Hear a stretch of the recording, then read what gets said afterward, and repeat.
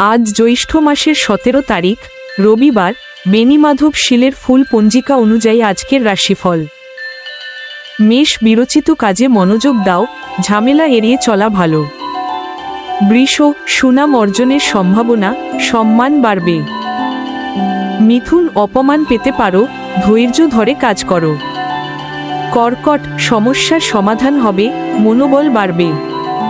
সিংহ, পকেটমারির সতর্ক দরকার, অর্থ সংরক্ষণ করো।